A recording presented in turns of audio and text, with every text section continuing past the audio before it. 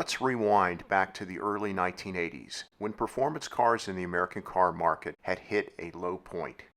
Automakers were now concerned with surviving in a new era of strict emissions and fuel economy standards. Engine displacement had shrunk and was accompanied with a massive drop in engine performance when compared to the previous 2 decades. The third-generation Corvette, usually referred to as a C3 Corvette, had a long production run from 1968 to 1982.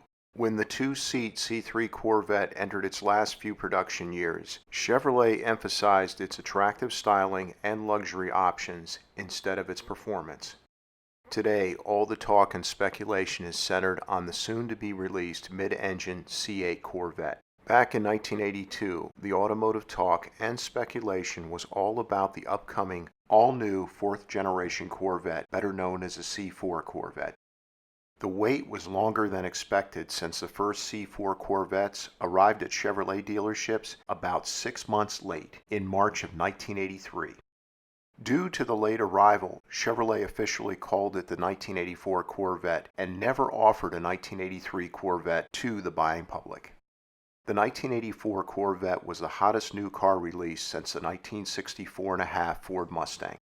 Auto journalists, buyers, and performance car fans were all in unison, declaring how wonderful the C4 Corvette was. Not only was the 1984 Corvette now a streamlined, aerodynamic sports car, but its styling was so attractive that Chevrolet kept the same body style with only very slight changes for 13 model years. The Corvette now had the aerodynamics where it could be stable up to 200 miles per hour. The 1984 Corvette's top speed was around 140 miles per hour, which was phenomenal back in 1983. The 1984 Corvette's great handling, steering, and braking proved that Chevrolet now wanted the Corvette to compete with the world's best sports cars. In comparison, the 1984 Corvette made the 1982 Corvette seem like a slouch in terms of performance, handling, steering, and braking. The 1984 Corvette may have used the 1982 Corvette's 5.7-liter crossfire fuel injection V8 with a slight horsepower and torque boost, but it was a lot faster than the less aerodynamic and heavier 1982 Corvette. The 205 horsepower and 290 pound-feet of torque 5.7-liter crossfire V8 rocketed the Corvette from 0 to 60 miles per hour in 6.7 seconds and the quarter mile in 15.2 seconds at 90 miles per hour. The 1982 Corvette took a little over 1 second longer to run 0 to 60 miles per hour and about 1 second longer to run the quarter mile. It would get even better for 1985. The Crossfire V8 was replaced by a new 5.7-liter tuned port injection V8, which generated 230 horsepower and 330 pound-feet of torque. 0 to 60 miles per hour occurred in a quick 5.7 seconds, and the quarter mile in 14.1 seconds at 97 miles per hour. It was the first time since the original muscle car era that a Corvette accelerated this quickly. However, the best news was the Corvette's top speed was now 150 miles per hour. The 5.7-liter tuned-port injection V8 would remain the Corvette's standard engine until the end of the 1991 model year. The last few years of its production, it was generating 245 horsepower. This engine would be replaced with the 1992 to 1996 5.7-liter LT1 V8, which generated 300 horsepower and 330 to 335 pound-feet of torque. Chevrolet would offer a 330 horsepower and 340 pound-feet of torque 5.7-liter LT4 V8 as a 1996 Corvette option.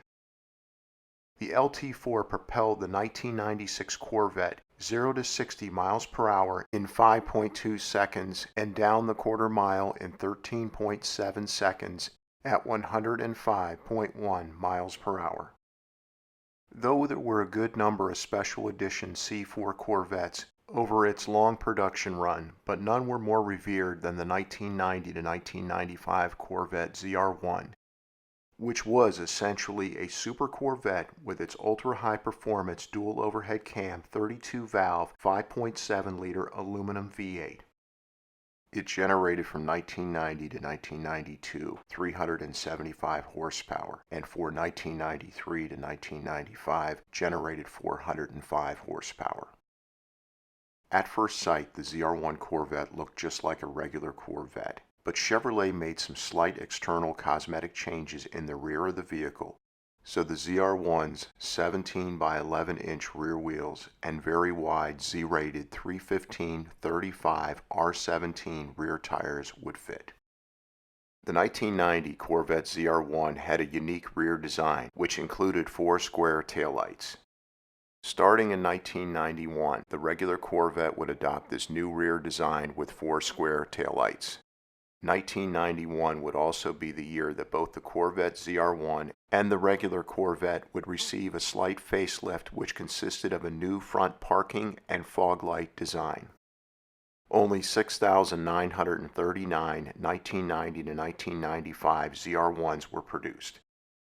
Though the ZR1 for 1990 had a starting price of $58,995, which was almost double the cost of a 1990 Corvette, which had a base price of just under $32,000. The ZR1 was a downright bargain compared to the best European exotic sports cars at the time. As an example, a 1990 Corvette ZR1 could hit 0 to 60 miles per hour in 4.4 seconds and the quarter mile in 13.2 seconds at 110 miles per hour. And it got a very impressive 0.93 G figure in the skid pad handling test. These performance and handling figures easily beat those of the 1990 Lamborghini Countach, 1990 Ferrari Testarossa, and 1990 Porsche 911, making the ZR1 the king of the exotic sports cars. Not to mention the ZR1 Corvette had a top speed of around 180 miles per hour.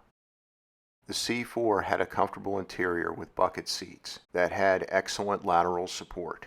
The C4 had cloth seats as standard from 1984 through 1993, with leather seats being optional. Most customers opted for the leather seats. Chevrolet would continue to make mild improvements to these seats during the C4's production run. The all-digital state-of-the-art C4 dash gauge cluster made its debut with the 1984 Corvette. It looked futuristic and complemented the stylish but squarish dash design. For the 1990 model year, the dash shape would become more rounded, and most of the digital readouts would be replaced with analog gauges. Starting in 1984, the Corvette received on its option list the best factory car audio system available at the time, the Delco Bose audio system. It would become a popular option on the Corvette during the C4's entire production run. One area where the C4 Corvette fell short was the access into the C4 seats, which required climbing over the large frame rails which resided between the seats and the side doors. Chevrolet with the C4 also continued the Corvette tradition that started in 1953 of having fiberglass body panels instead of the steel body panels that most cars have. Chevrolet never ruined the C4's great looks by adding spoilers and airfoils, even though just about every automaker at the time was adding these to their performance cars and sports cars.